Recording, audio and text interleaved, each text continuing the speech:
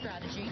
I'm having a great time. Can't look forward any more than I am. Regarding the play for pay allegations in the latest book, emails back in 2012. You know, those issues are, in my view, distractions.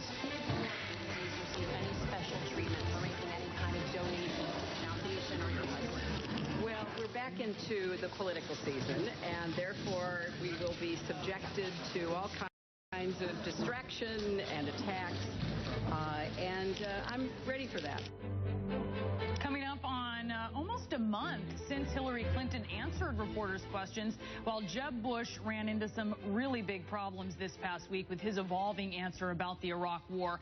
Joining me around the table to discuss this, we have CNN political commentator S.E. Cupp. We have John Stanton. He is BuzzFeed's Washington bureau chief, and Mo Alathy, the communications director at the Democratic National Committee. So before we talk about this, you have a lot of Republican candidates who are attacking Hillary Clinton as MIA right now. I want to talk about the Friday news dump that we saw from Hillary and Bill Clinton. According to forms filed with the FEC, they made $30 million in the last 16 months, since the beginning of 2014. That's $25 million in speeches, $5 million for Hillary Clinton's newish book, I guess you would say at this point. What do you think, John, about how this is going to affect everyday Americans, as she likes to say, and their perception and their connection to her as a sort of a normal person?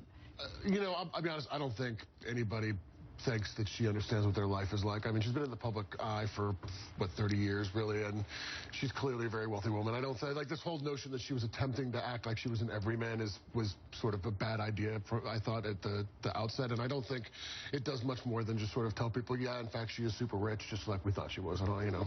It feels like this has been less of a campaign and more of almost like a royal visit, right? Like when Kate and William come over here, they meet with fans, they take pictures, they shake hands, they don't answer tough questions.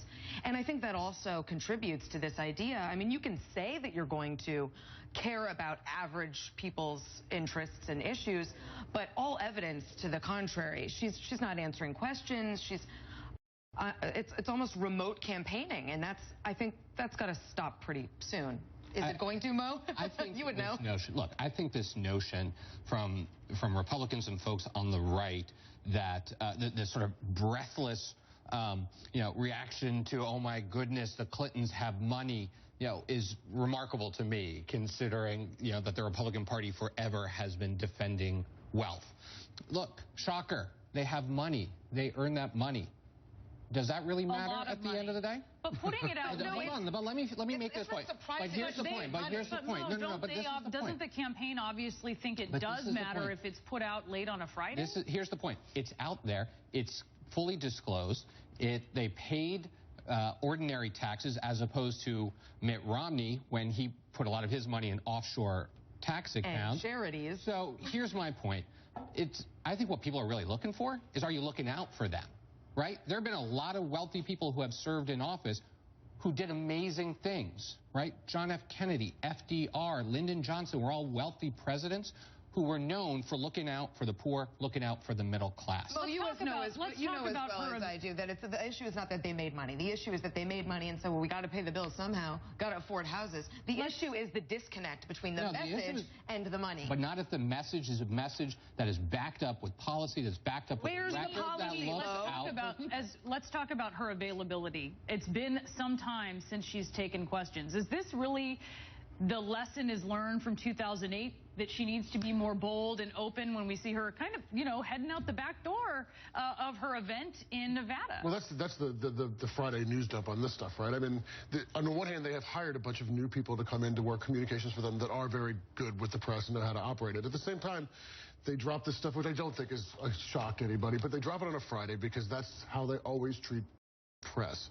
And, while I think that there is this idea that the press doesn't need to be treated very nicely, we are the ones that tell people what's going on, right? And I mean, we are, to a certain degree, whether they like it or not, the eyes and ears of the American public, and we're there to ask the questions to help them understand what's going on. And by not talking to us. They aren't Well, and this is the problem. If I'm you, if I'm a member of the reporting media or you, I am indignant that she has been this unavailable. And instead, what I'm seeing from a majority of the press is a total willingness to peddle the fluff stories she's putting out, while simultaneously she is locking them out of stories. If you looked at Time magazine this week, the story is that she wants Harriet Tubman on the $20 bill. Who cares? What about the substance? Trust me, as a Hillary Clinton reporter, a report on her, I could talk about this all day long, but I do want to get in Jeb Bush in this conversation. Very bad week for him when it comes to his position on Iraq.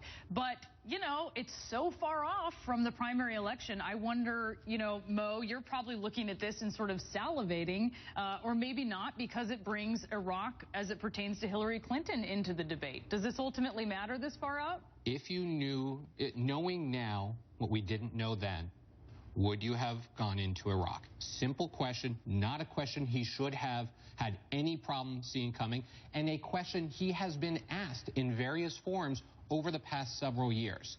Before the Megyn Kelly interview, he said yes, repeatedly. He would have gone back in. He defended his brother's foreign policy. So the Megyn Kelly interview, the most astonishing thing for me was the reaction after the fact where he said, I misheard it. Did you mishear it all the other time? Did you mishear it over the next few days? Answer, though.